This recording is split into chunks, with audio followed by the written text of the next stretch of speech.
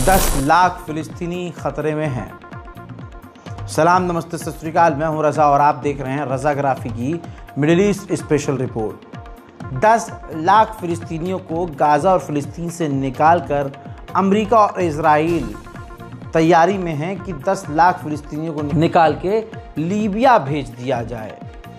Libya राज़ी है, Libya गरीब देश है, लीबिया अमेरिका के कंट्रोल में है, सब कुछ बर्बाद है लीबिया में। कुछ पैसे के लालच में 10 लाख फिलिस्तीनियों को लीबिया अपने मुल्क में आने देगा। यानी अरब देशों के साथ अमेरिका ने डील की, या यूँ कहिए कि अरब को अमेरिका ने भर भर का हथियारों की डील दी और उनके मुंह को बंद कर दिया। अब कोई अरब फिलिस्तीन के लिए बोलने को राज़ी नहीं है। अब आप सोचिए गाज़ा में नरसंहार किस लेवल का है। सिर्फ 36 घंटे के अंदर गज़ा के अंदर 250 से ज़्यादा फिलिस्तीनियों का नरसंहार कर दिया गया है। बताइए आपके किस अरब देश ने, आपके किस पसंदीदा मुस्लिम देश ने इस पर सवाल किए। इजराइल अपने फाइनल स्टेज पर आ चुका है। हम पूरी बेगैरती से खबर देख रहे हैं। 70,000 और फौजी गाज़ा के अंदर इजराइल अपने भेजने की तैयारी में है। खबर यह है कि और टैंक और हथियार गज़ा के अंदर इजराइल भेजेगा। किससे लड़ने के लिए? किसी से नहीं दोस्तों, वहाँ सफाया करने के लिए, आम लोगों को कत्ल करके मिट्टी में मिलाने के लिए, नरसंहार के लिए। अरे मुर्दा मुसलमानों, ज़रा बोलो तो सही। आम लोग तो बोल ही रहे हैं, लेकिन आम लोगों में वो लोग बहुत सारे हैं जिनको गाज़ा फिलिस्तीन में है क्या पता ही नहीं चल रहा है। आएगा वक्त जब तुम्हें काटा जाएगा और तुम कहोगे कि अरे हमें मार दिया जा रहा है, कोई बोल क्यों नहीं रहा। जैसे आज तुम अनजान हो वैसे कल तुम भी, और तुम्हारे नरसंहार पर दुनिया अनजान और खामोश रहेगी। अब मैं आपको कुछ दिखाऊंगा। बैतलाहिया के इलाके में इजराइल गाज़ा के बैतलाहिया के इलाके में रेड कर रहा है और तमाम सिविलियंस को गिरफ्तार करा है, जिसमें बच्चे, बूढ़े, औरतें सब हैं। और फिर उनको ह्यूमिलेट करते हुए, उनको जलील करते हुए कह रहा है कि नंगे हो जाओ, कपड़े उतारो। ज़रा इमेजिन कीजिए, एक मोहल्ला अचानक से घेर लिया जाए और मोहल्ले को घेर कर बंदूक की ज़ोर पर सबसे कहा गया कि भैया औरत हो, आदमी हो, मर्द हो, पुरुष हो, कोई भी हो, सब एक दूसरे के सामने नंगे हो जाओ। हैं? इजराइल ये सब कर रहा है।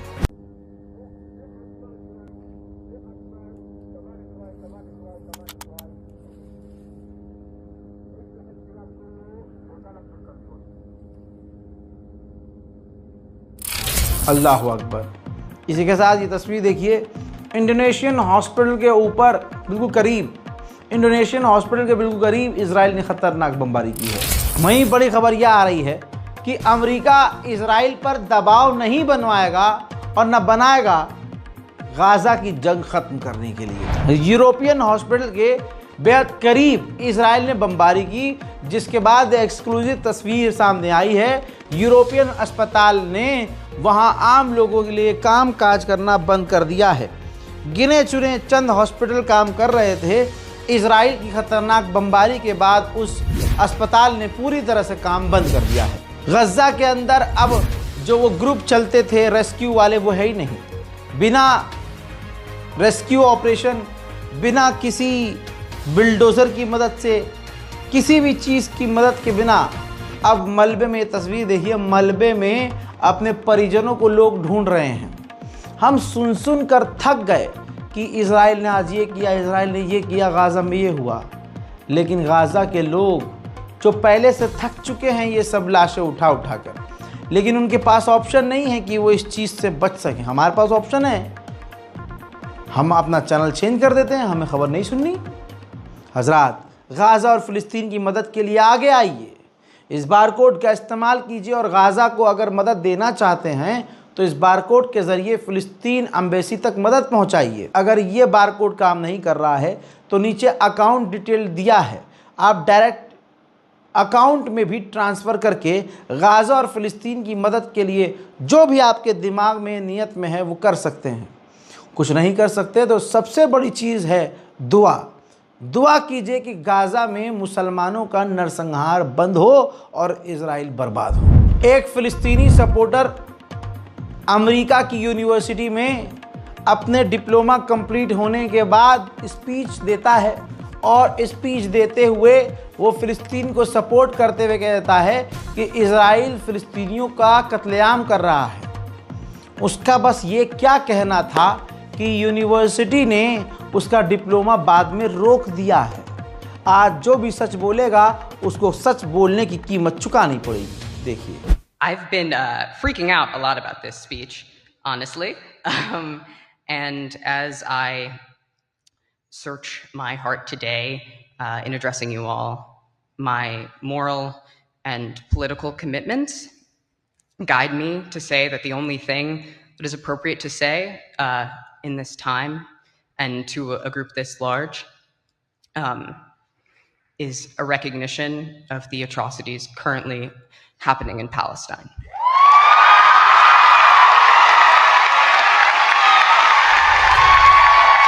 पूरी दुनिया के आगे आज इजरायली नंगे हो चुके हैं। इस घिनौने जैसे चेहरे को आप देखिए, जो एक चुड़ैल जैसा मुंह नजर आ रहा है, जिसके चेहरे पर लानत अलग ही फिटकार बरस रही है।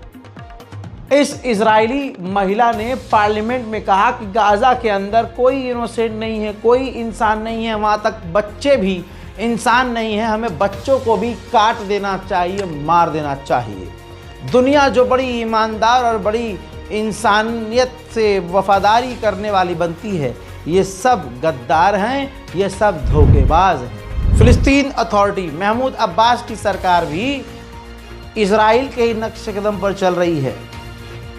फ़िलिस्तीन अथॉरिटी की पुलिस ने रेड के दौरान 2 फ़िलिस्तीनियों को कत्ल कर दिया है। ट्रंप ने भी गाज़ा के खिलाफ जहर उगला, कहा कि अमेरिका को गाज़ा पर कब्जा करना चाहिए और उसे फ्री जोन घोषित करना चाहिए। यानी गाज़ा पर कब्जा करने का प्लान खुद डोनाल्ड ट्रंप का भी वही है। उधर गाज़ा के अंदर मदद पहुंचाने के लिए अमेरिका और इजराइल ने ग्रुप बनाया है, जो जून के महीने से गाज़ा में मदद पहुंचाने का काम शुरू कर देगा।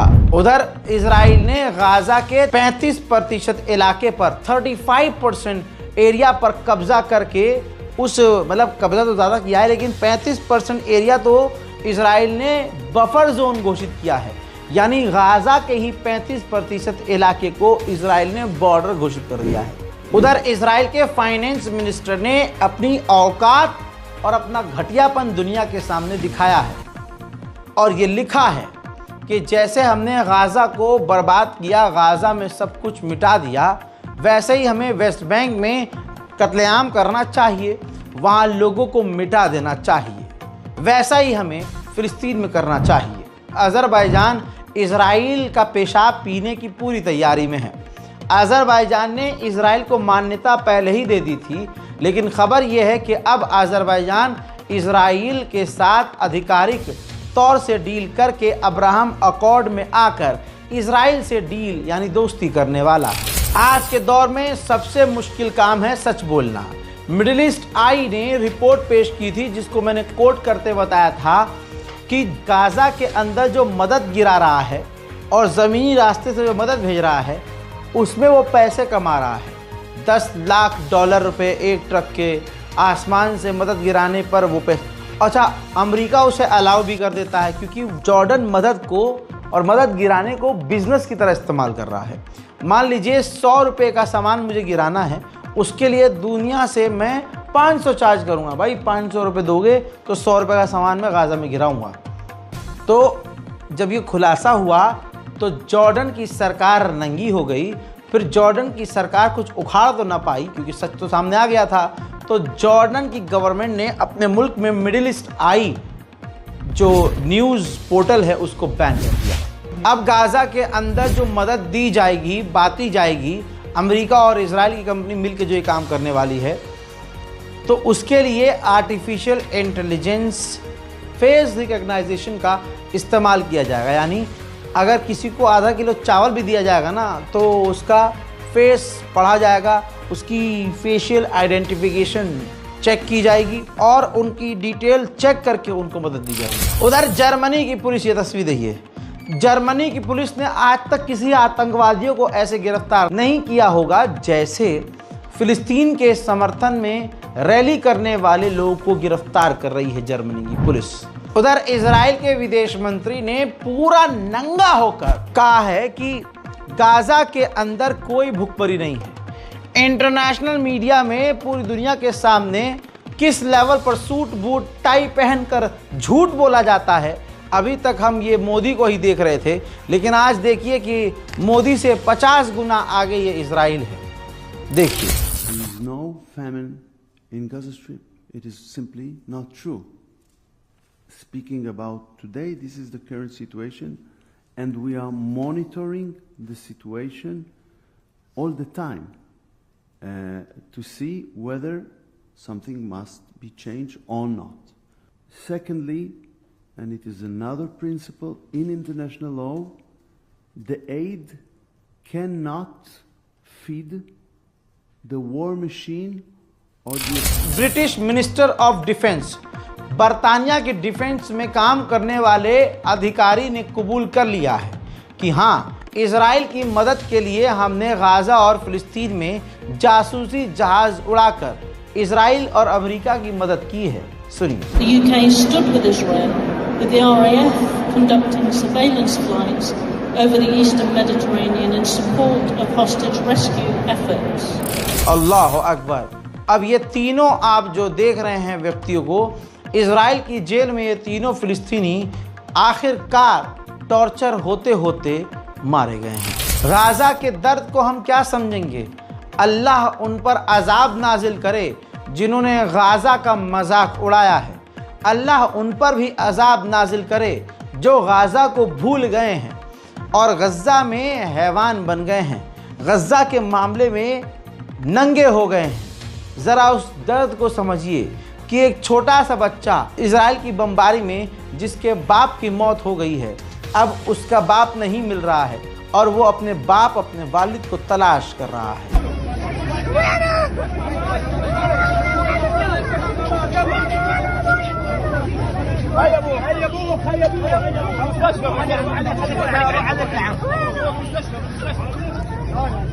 उधर यूरोमेड ने यानी इंटरनेशनल मेडिकल संस्था ने कबूल किया है, बता दिया है कि इजराइल जानबूझकर सिविलियंस हॉस्पिटल पर हमला करता है और वहां तबाही मचा देता है और फिर बाद में कहता है कि ये हॉस्पिटल में जो लोग थे ये आतंकवादी थे। उधर इजराइल ने दूसरी तरफ अपने मुंह से ये भी मान लिया है कि गाजा के अंदर जितने लोग मारे गए उनमें से 80% सिविलियंस ही हैं।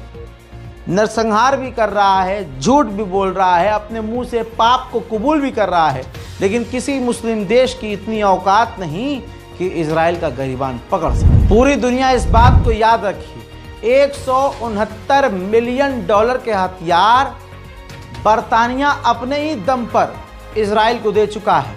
169 मिलियन के हथियारों से, बरतानिया के हथियारों का इस्तेमाल करके गाजा का नरसंहार पूरे 2 साल तक इजराइल ने किया है। उधर एक्सक्लूसिव तस्वीर ये यमन से है। इजराइल ने यमन पर भी खतरनाक बमबारी की है।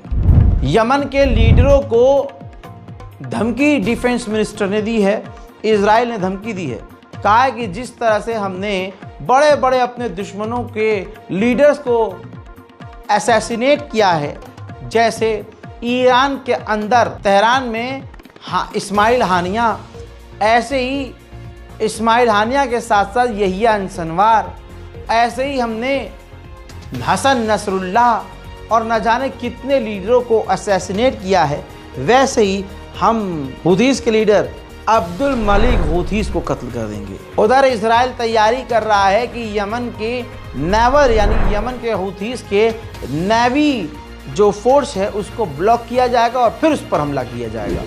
उधर इजराइल और सीरिया अज़रबैजान की राजधानी बाकू में चुप से मीटिंग कर रहे हैं डील करने के लिए। और सीरिया बेचैन है, तड़प रहा है अपने नए शौहर की गोद में बैठने के लिए और इजराइल से नॉर्मलाइजेशन के लिए। कितना डरपोक नेतन्याहू है आप समझ सकते हैं, जो सत्ता और ताकत के दम पर हीरो बनते हैं, असल में पीछे से उनकी चड्डी हमेशा गीली रहती है।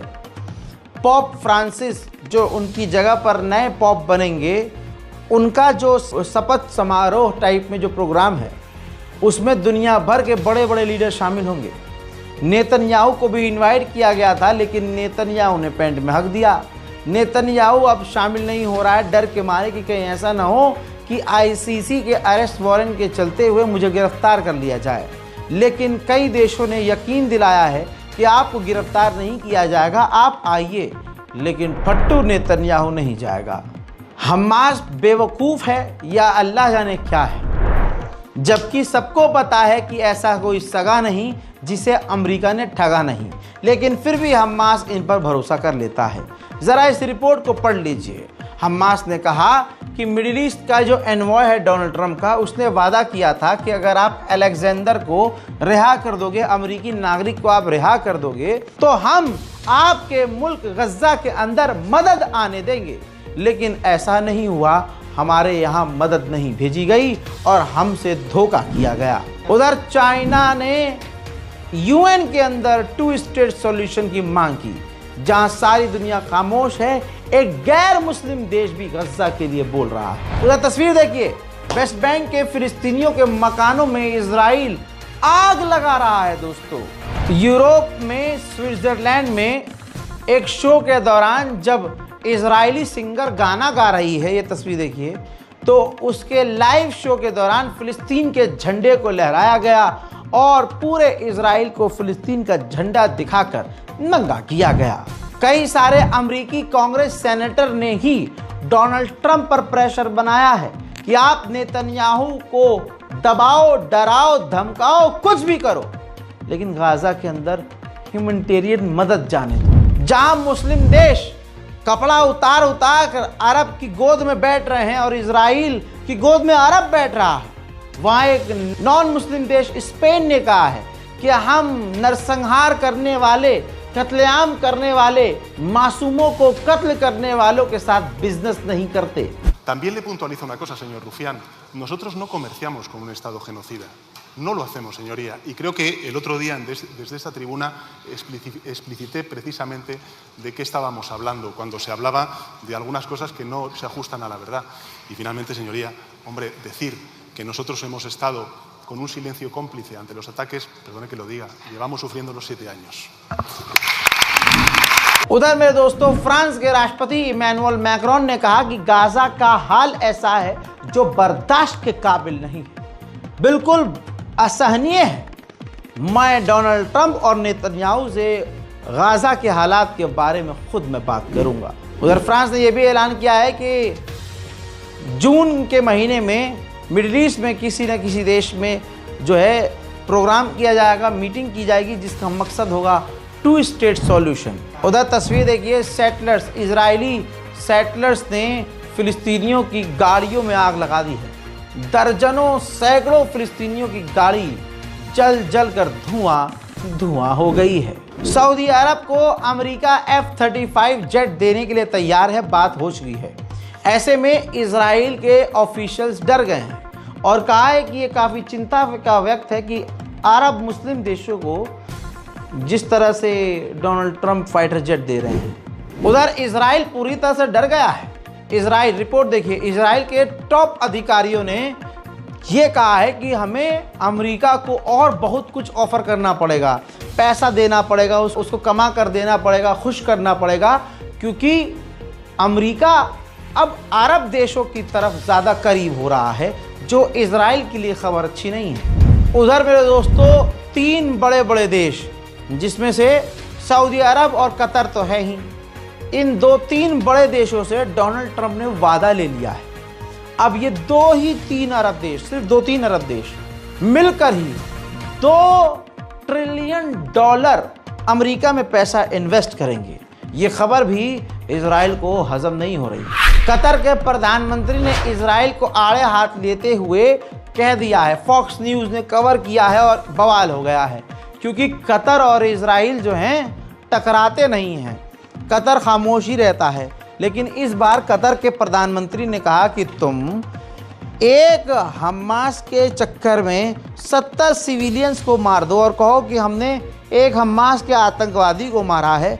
ऐसा नहीं होगा और ये सरासर गलत है। इजराइल जो रूल्स हैं, जो एग्रीमेंट है, उसको तोड़ रहा है। उधर इजराइल ने लेबनान के अंदर यूएन पीस कीपिंग फोर्स के ऊपर ओपन फायर कर दिया है।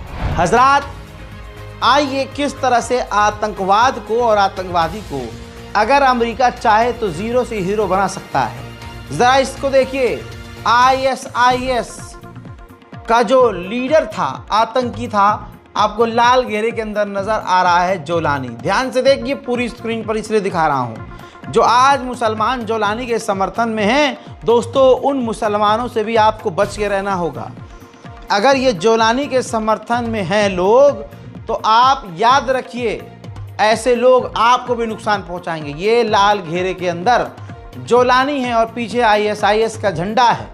जब अमेरिका ने इस जोलानी के ऊपर मिलियंस ऑफ डॉलर का इनाम रखा था, आज की ये तस्वीर है कि उसी जोलानी को आज सूट बूट टाई में आप देख रहे हैं और डोनाल्ड ट्रंप उसका हाथ जोर से दबाकर उसको गले भी लगाता है और मोहम्मद बिन सलमान भी उसी मीटिंग में मौजूद होते हैं। मिडिल ईस्ट स्पेशल रिपोर्ट में, डिटेल रिपोर्ट में इतना ही। गाज़ा और फ़िलिस्तीन की मदद के लिए इस बारकोड का इस्तेमाल कीजिए ताकि गाज़ा और फ़िलिस्तीन में हम कुछ मदद पहुंचा सके, चाहे जैसे भी। इसके अलावा इस रिपोर्ट को शेयर कीजिए और अपने दोनों हाथ बुलंद करके गाज़ा और फ़िलिस्तीन के लिए दुआ कीजिए। दिल करे तो मेरे लिए भी दुआ कीजिए और रिपोर्ट को शेयर कीजिए। जय हिंद।